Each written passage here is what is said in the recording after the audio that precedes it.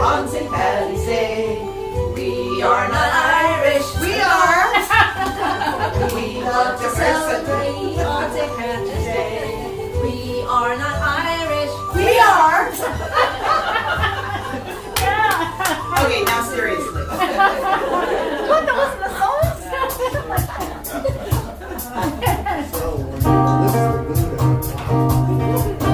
That was good.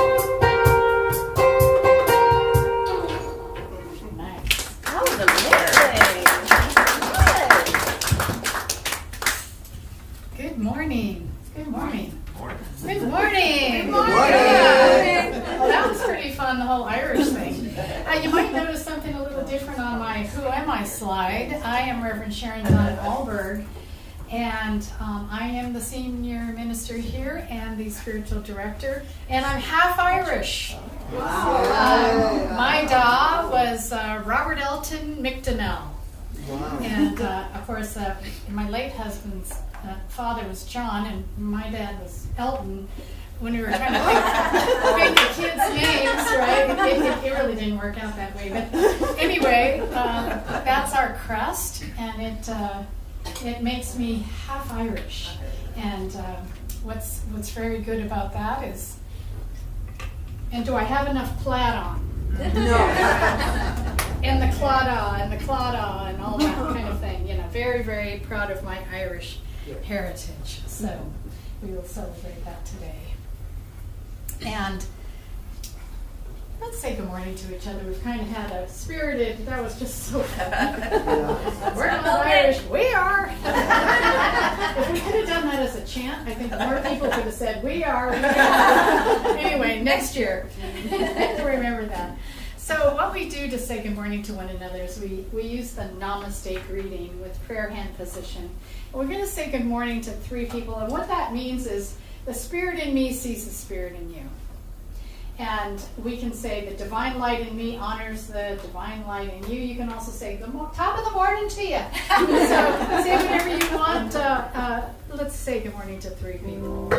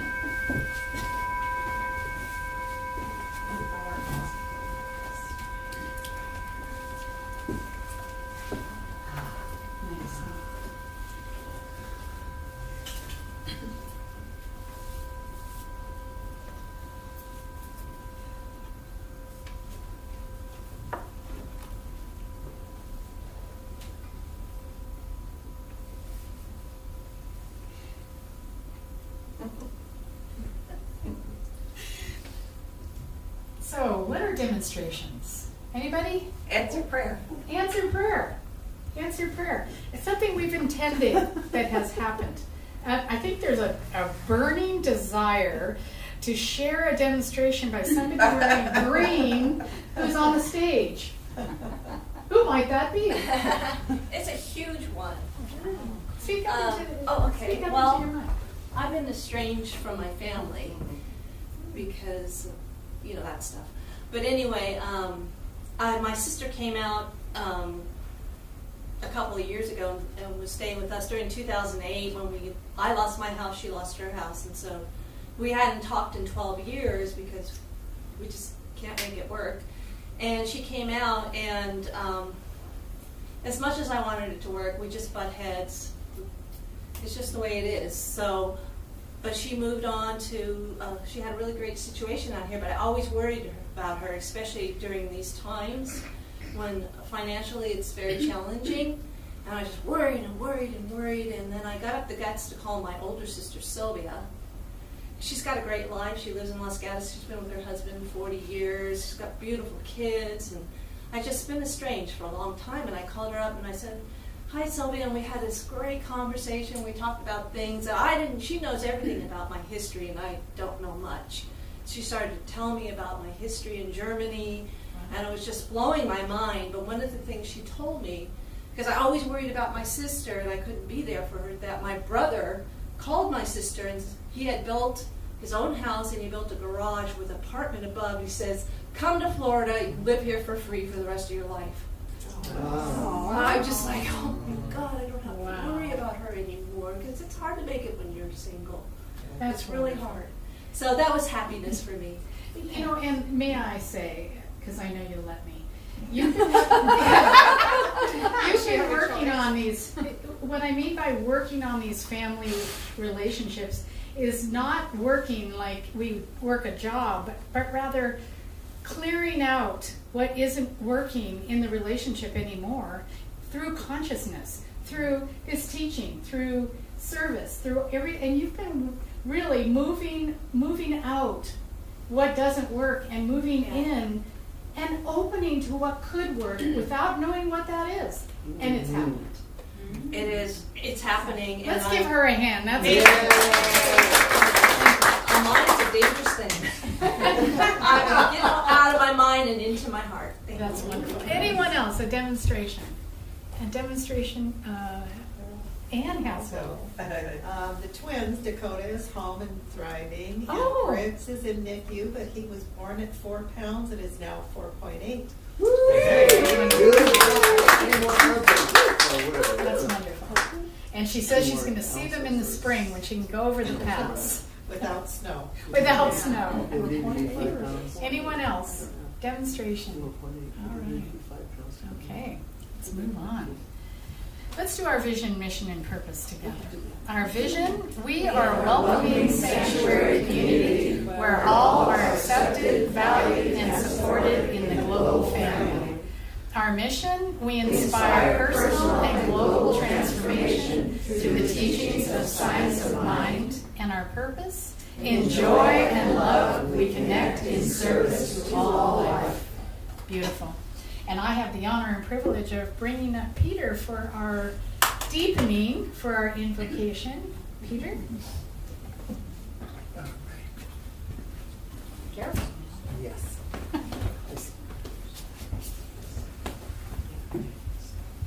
Good morning. Good morning. How wonderful it is to be able to do this morning. I just love it.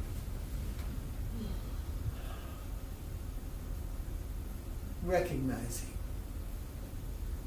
the one power, the one presence, the creator of all that is, creating from itself, which is love, giving itself, which all it has to give is love, to its creation, which is made from it, which is love. Unifying with this presence, I know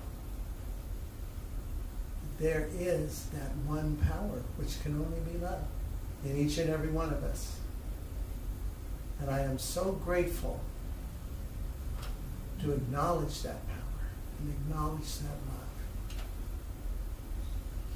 And I know the celebration goes on today between the music and the message, our wonderful minister, that everyone here is going to leave with exactly the perfect message, the perfect encouragement, the perfect boost for this day and all through the week. So with gratitude, I release this, my powerful word, into this love that always says yes. That's all it says. The only opportunity is to say yes. And so it is. So, let's see. The reading. Okay. Please join me in the readings here. Be yourself. It is easy in the world to live after the world's opinion. It is easy in solitude to live after our own. But the Great One is one who, in the midst of the crowd, keeps with perfect sweetness the independence of solitude.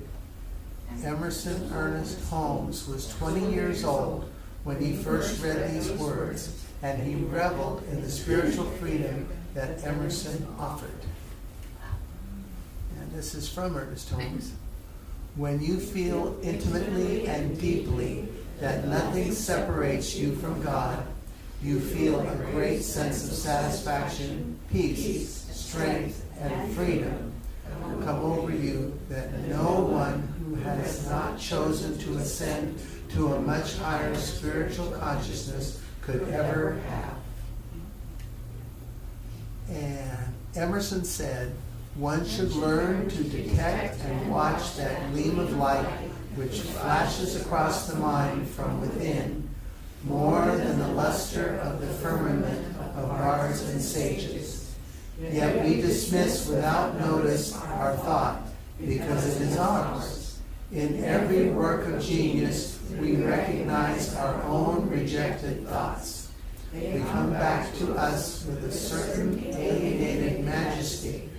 When Ernest Holmes read these words, he knew he would not be afraid to recognize his inner genius and would dedicate his life to help bring out that same inner genius in all people.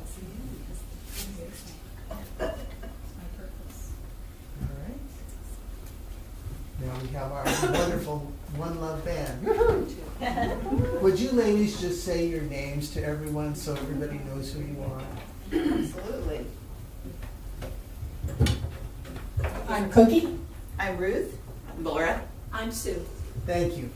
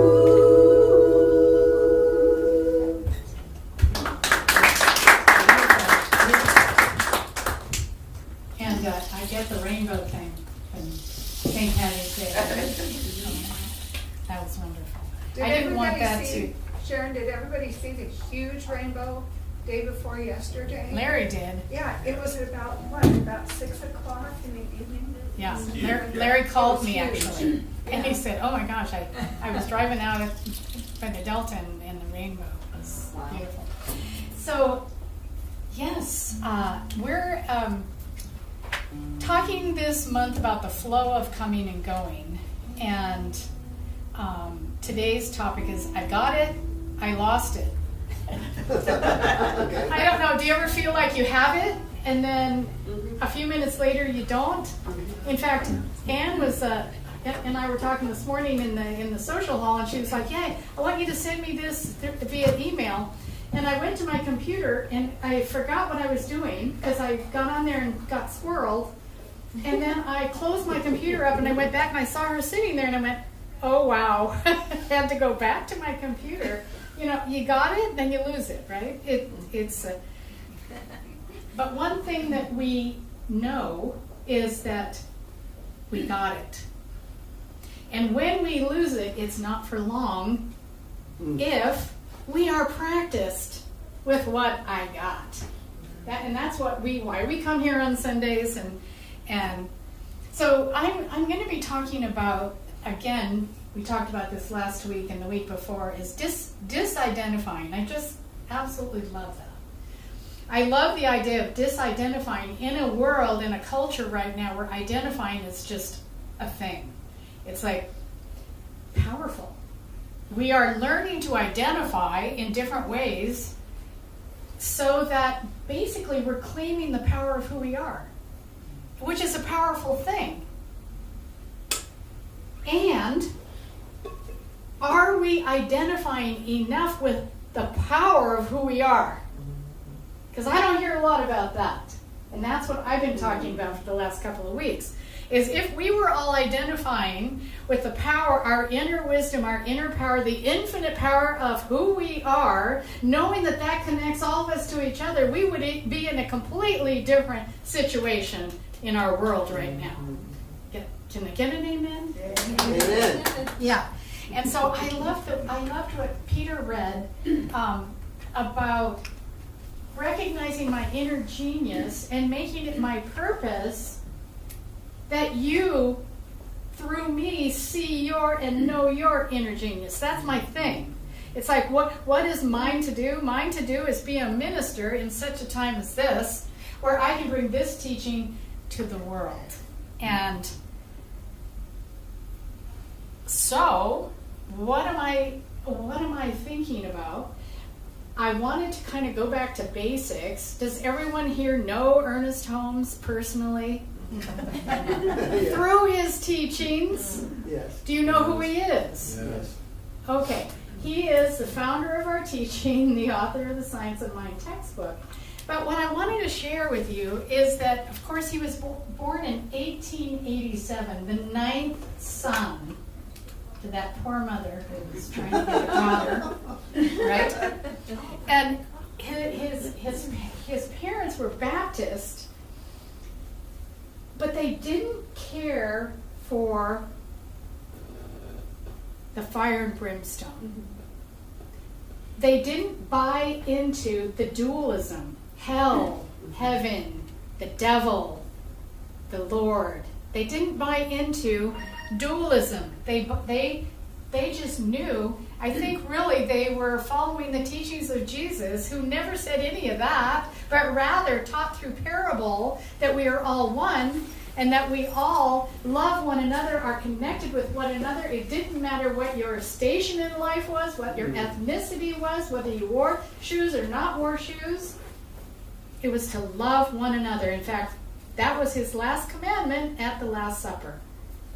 He didn't say anything that other than this beautiful message of my inner genius is reflected in your inner genius. And I'm here to tell you about your inner genius. And I'm here to tell you that look into one another's eyes because you're all connected.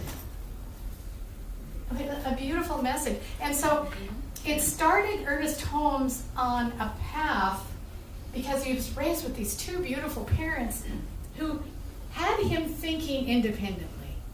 Because that wasn't the culture at the time. That wasn't the religion at the time, right?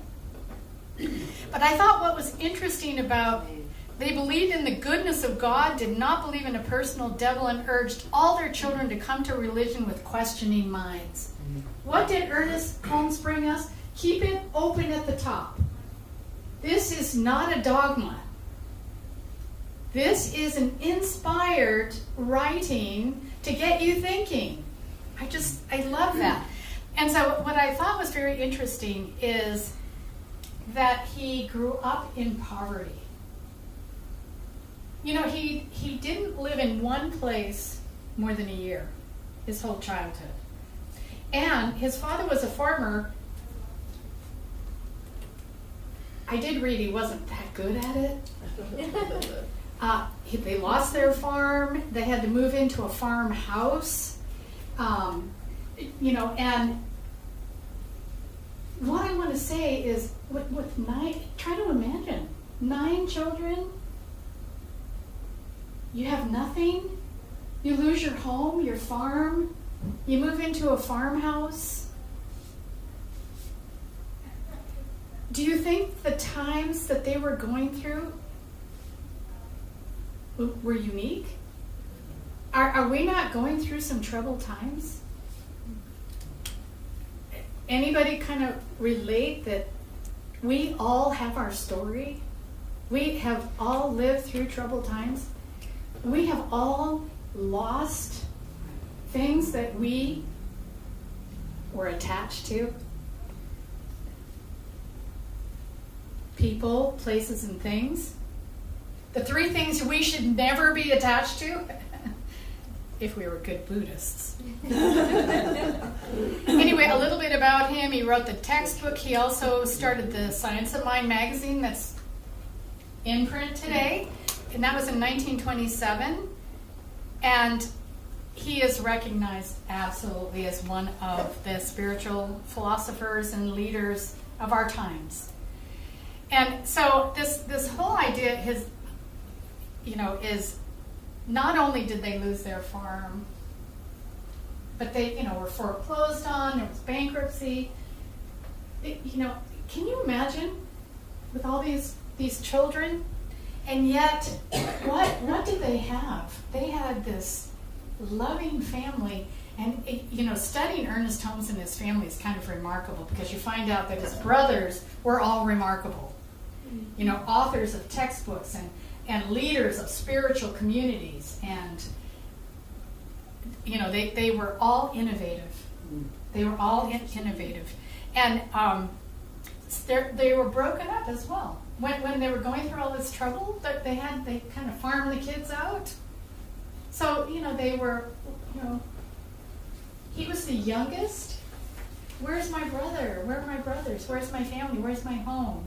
I mean, this is the fodder, if you will, for the evolution of the spiritual evolution of a great thinker. If you choose to go that way, victim, victor. We all face that, don't we? And eventually his father landed a job in a logging camp and his family was reunited. I just wanted to bring this to you because I wanted you to see yourself in Ernest Holmes. Because I am seeing myself right now as, wow, we're going through a lot right now. We don't know what to expect tomorrow. What did I say to Nan Blankston, who is one of our leaders at home office who manages ministers, and she put out the affirmation, and I said, I am disidentifying with yesterday, tomorrow, and I am identifying with now. Because now is all there is. And what can I do? What is mine to do? My favorite question to myself.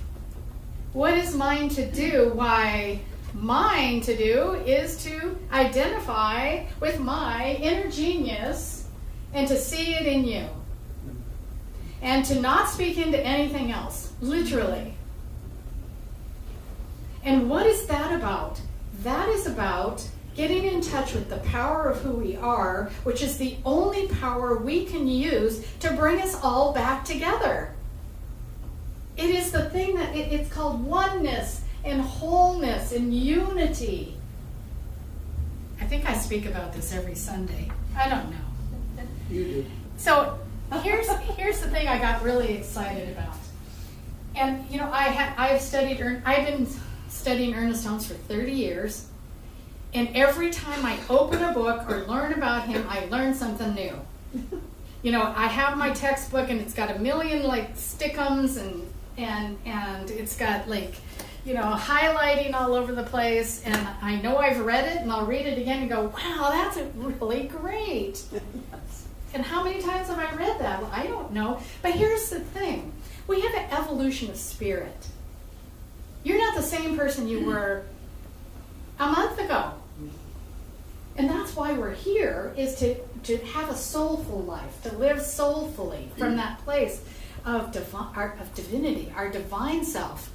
We grow that.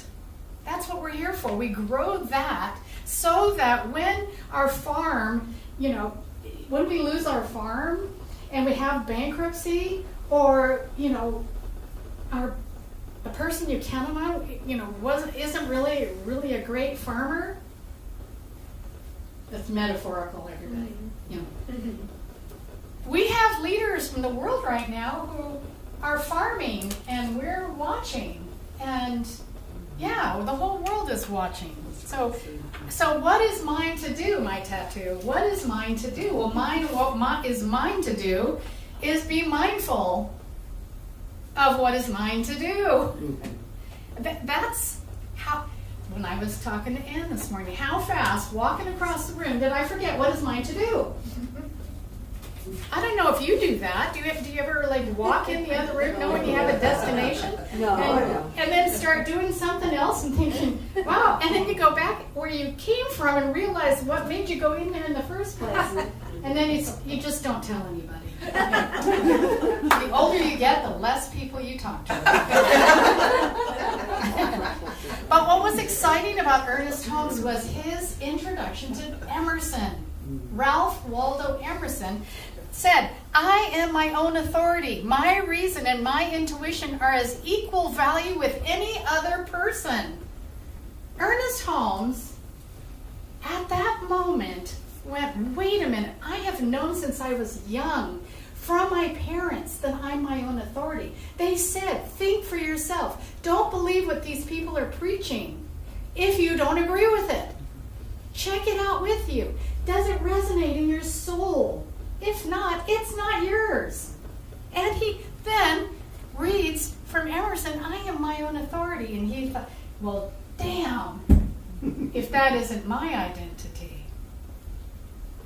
And he went on to study Emerson and then to write his books for us using that philosophy.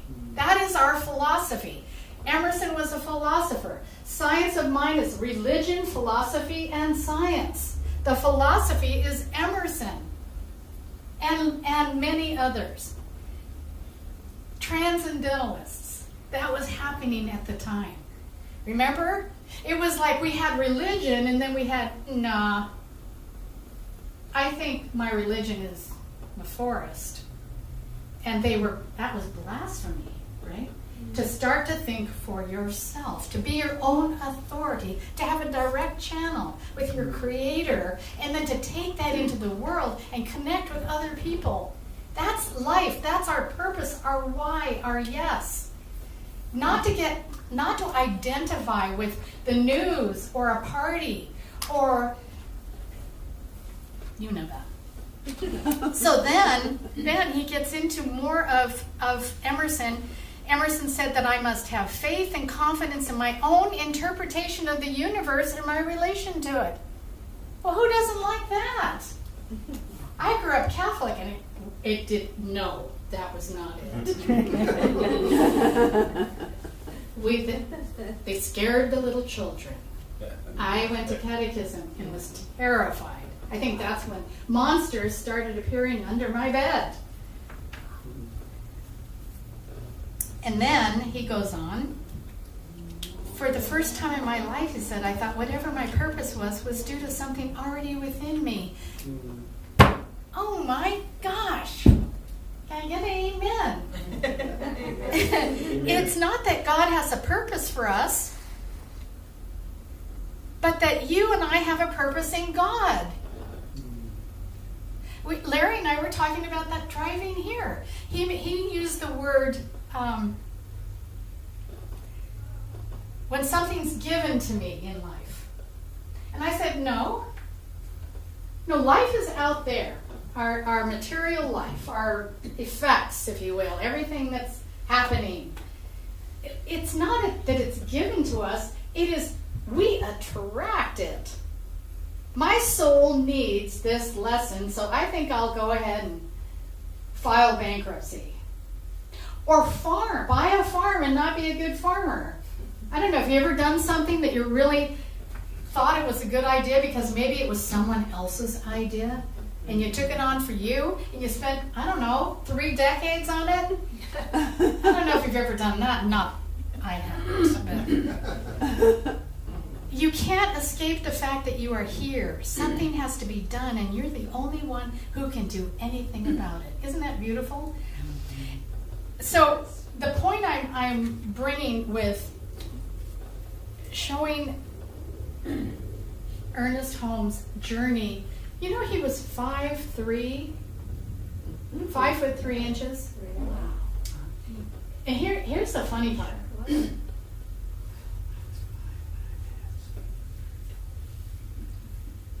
At one point, he started, of course, talking about all this.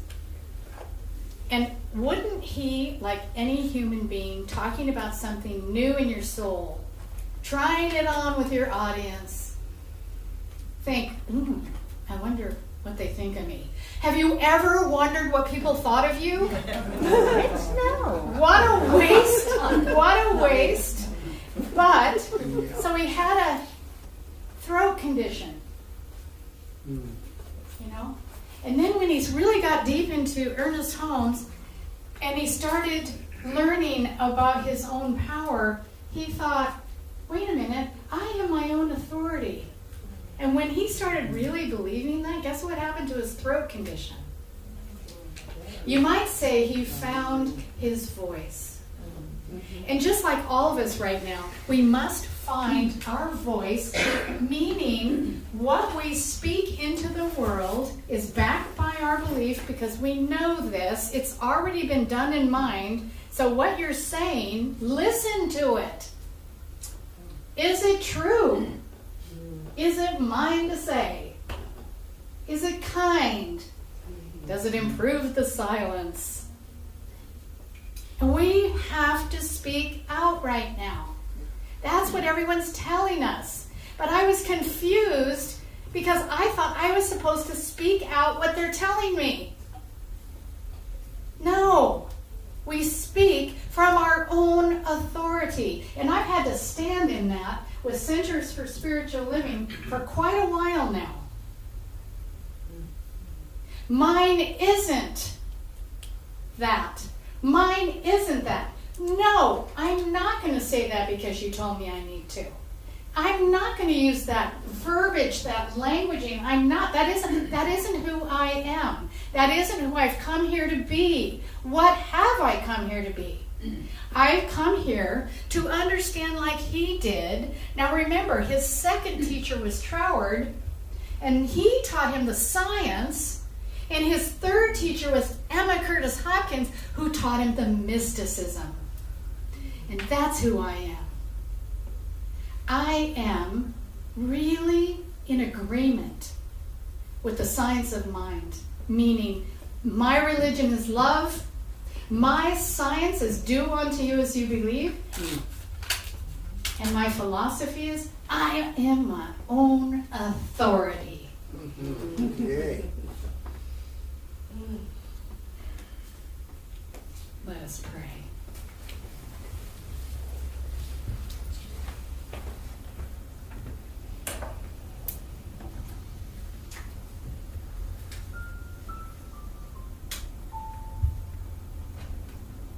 There is one.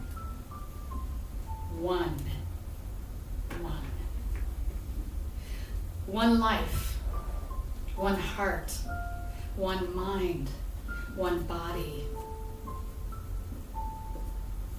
It is good. It is all good. It creates out of itself, in its image and likeness, imprinting on every sentient being itself. It can only express through its creation. And I am that is.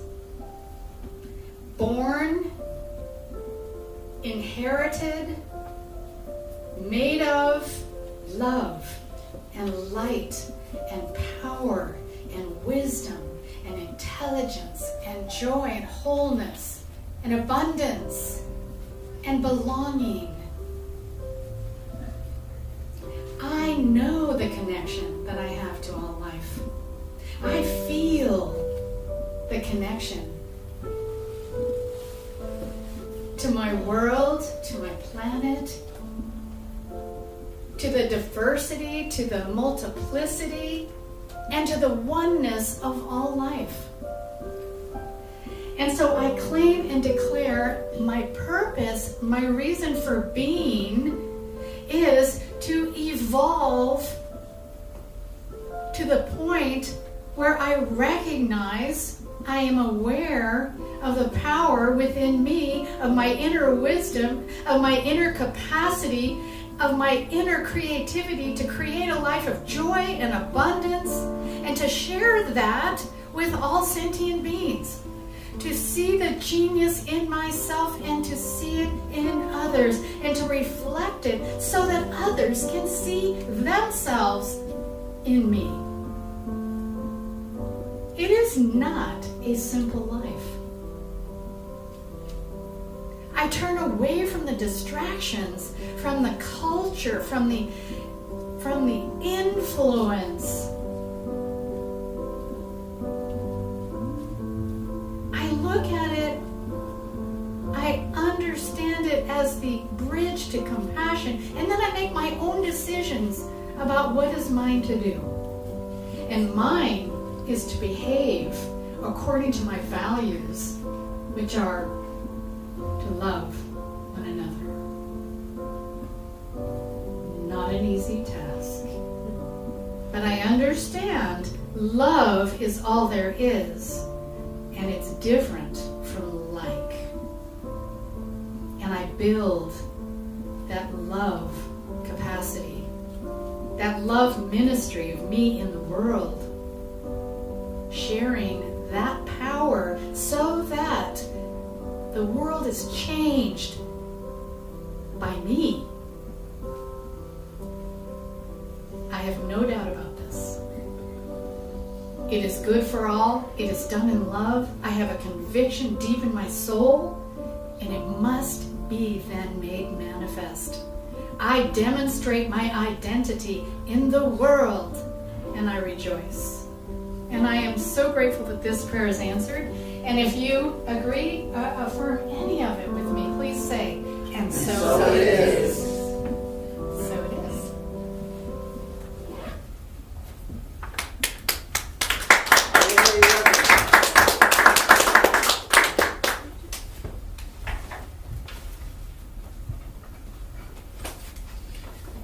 I'm pretty sure Sue must have channeled all of what you said in this song when she wrote it here recently, because I heard some of the lyrics in that. Yeah, and One mind. One mind. and the great creator, because I was just sitting there minding my own business, and this melody and music, the chorus came into my head. Just said, I said, oh, where's my guitar? And it just came out. And Laura's going to play bass. Woo! And, you know, music is for everyone. And if you ever wanted to play music, just do it. Just be audacious. Pick pick up a guitar and join a band. You might not be very good at first, but the more you do it, the better you get, and then your dreams come true. Be audacious. Be audacious. I know, I think we need a t-shirt. Ready?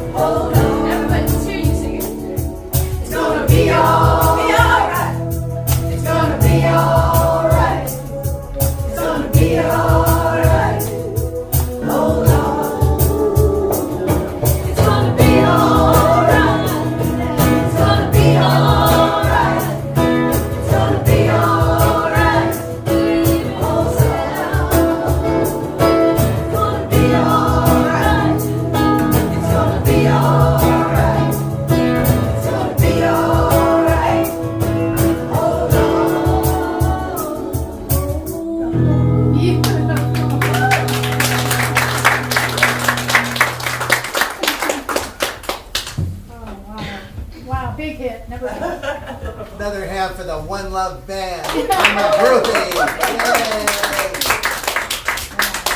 Yay! So now it's our time to give and receive. Just like our breath, we breathe in, we breathe out. It's natural. It's declaring our abundance with every breath. So giving to this center is just as natural as receiving from this center. Yes. Mm-hmm. So, wow, good point. Yeah. So giving financially is sacred service. When we give, we activate and increase our own flow of good. So this spiritual practice gets easier as you notice the increase in your abundant life. Breathing in, breathing out. Giving to the Sacramento Center for Spiritual Living supports our vision, mission, and purpose. We appreciate your tax-deductible support. There's a QR code up there that you can use. There's a basket going around. So please express yourself in your abundance. Yeah. And so there's our abundance affirmation. Please join me. In consciousness of abundance, I give freely, knowing that I can freely give into. I am so blessed. I am so blessed. I am so grateful for all that I have. I am so blessed. I am so blessed. I am so grateful. I am so blessed. I am so grateful. I am so blessed.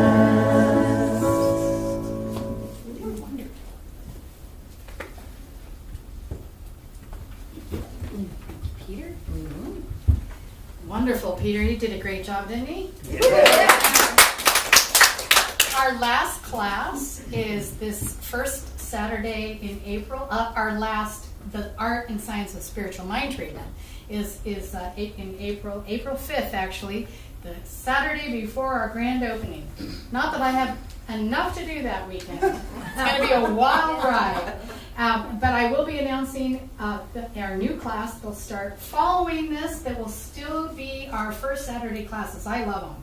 So I'm going to, do another one. And next week, don't we have Bev and Greg? Edna? Yes. Yes. We Get do. up here and do the announcements. All right. We have Bev and Greg coming, and Bev, they're going to be doing the music and the message, and Bev is a fiber artist. She's doing a wall hanging for our community that we're all working on, so please stay after and do her nodding, not naughty, but not nodding. Help me out here. And could I just say Thank you. a word about that? And so we're doing this art piece, and so you're tying knots in material, but it's even more than that. It's a spiritual practice because she does some meditation. You're working on releasing things that no longer serve you, and then you're tying knots in your intention. So it's really a very cool workshop. It's more than just a craft. It's a spiritual thing. It's like if you're knotted up about something, doesn't she like rip that off? Yeah, you rip toss the it in? material and get rid of the things that don't serve you, and then you knot your intention. It's really great. Yes, I love it. And then, don't we have a grand opening happening? What's going on? The first Sunday in April is just an amazing thing. It's a grand opening, and we're going to have for my wedding, I had a round, what do you call that? Arch. Thank you. Thank you so much. A round arch, and we're going to have that out there with balloons on it. It's just, this is a big deal. We have Gary Lynn Floyd coming. We're going to dedicate our building. We've got someone from CSL coming to help us with that. We're going to be planting our time capsule. Mm-hmm. We're going to have music galore.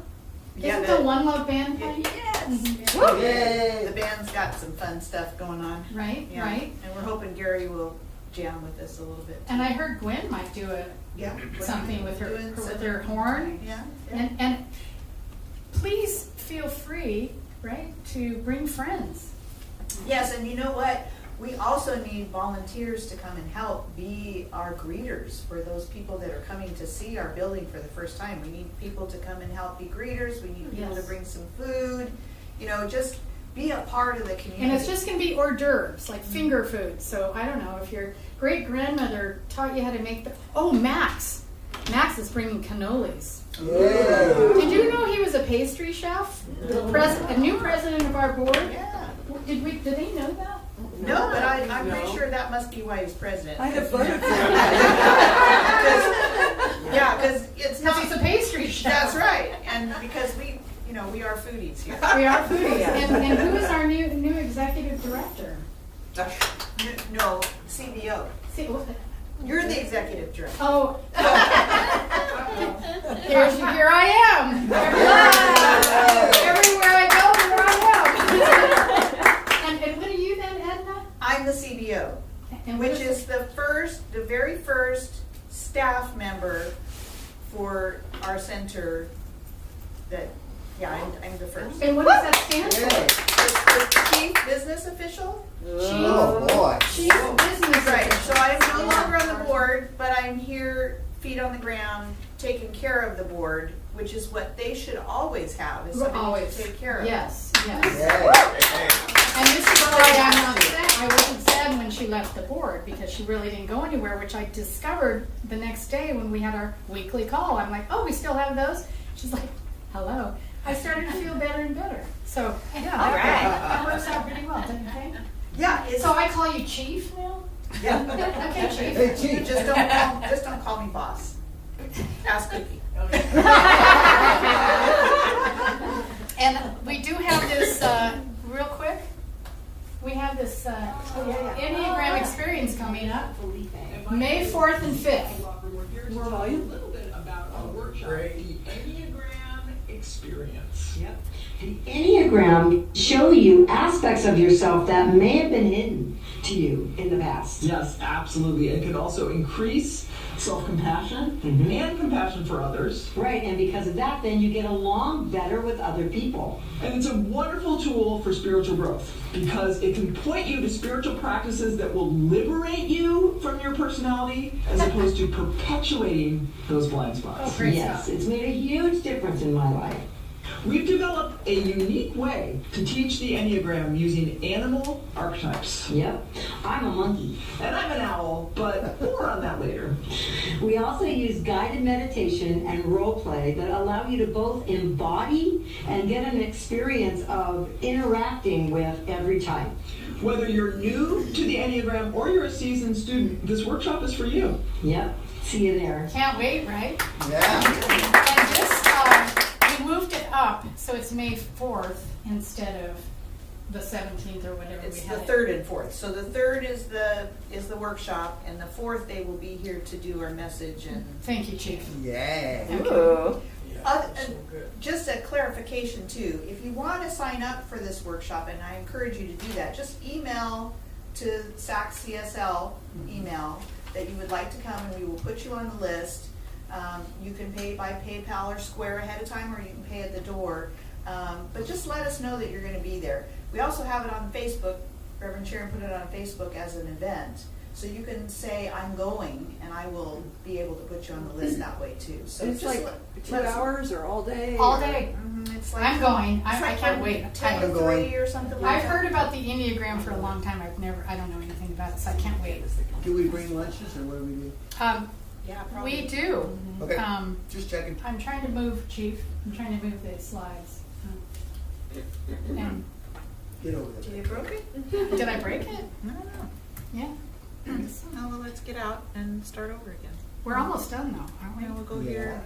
Oh, we are. And we'll In go fact, like I can that. turn this back over to Peter, If I who knows what remember. he's doing. You're a devil. You're a devil. There is no devil. I completely missed the circling up last time. So that's what she says. I know what I'm doing. Let's go to our affirmations first then. Yes. Oh, yeah. There we go. See? Thank you, Chief. All right. Here's our affirmation. Please speak it along with me, I guess. Today, no, I know. Speak it with me. Today, I let go of my identification with doing and allow the self to be. Yes, that's a good one. Yay. And now, if you would please Circle up. circle up. We're gonna do our. But first, Oh, wait, good. Oh, yes. Yes. Was there something that you'd like to share with us? Oh, and there is one other share too. Alice needs a minute. She actually got really Okay. into this. Yeah. So I'm going to tell exactly what you told me before. We have this paper and it's called I Love Me. Here's some things that fill me up. So my buds, my mom and dad, my family, and then I put some stuff in that I'm true. I thought it was really significant. that when she said the things that really fill her up, it was all about the people in her life. That's beautiful. Isn't that? Well, no, and I do want to pause for one more very important message from our outreach ministry director, Ann Brooks. Woo! Okay, so our ballot count ended up being 7 choices for the food bank, 7 for unhomed, and 5 for supporting women. So our first trimester is going to focus on the Sacramento Food Bank, collecting food and also volunteering to distribute food.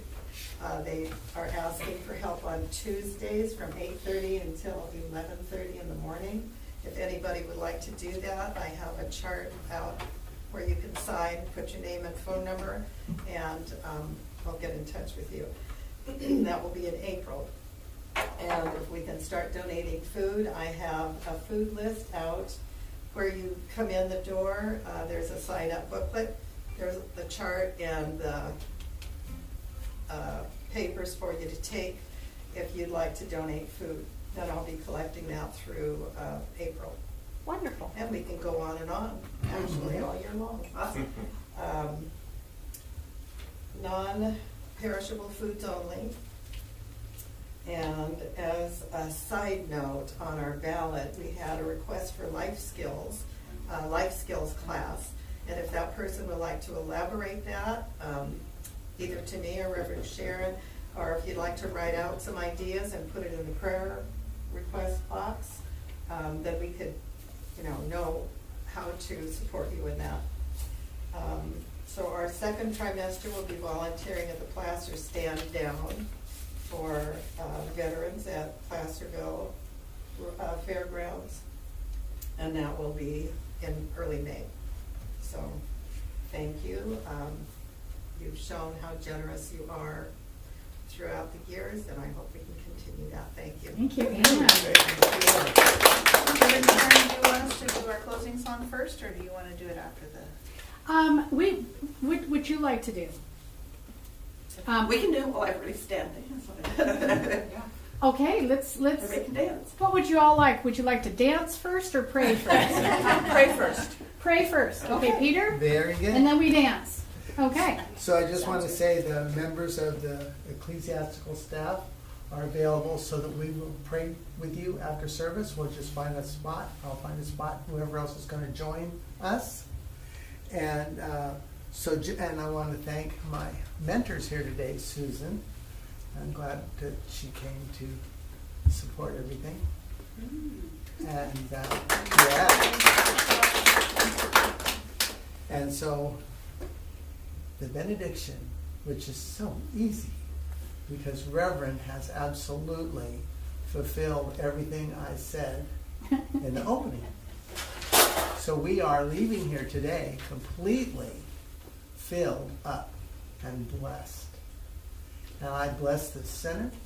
I bless everyone who's listening and hearing us. And especially I bless our beloved minister and her gift that she shares so graciously with us. So knowing that this is true and so much more in the One Love Band, I let it be so, and so it is. Yes, Peter. Good job.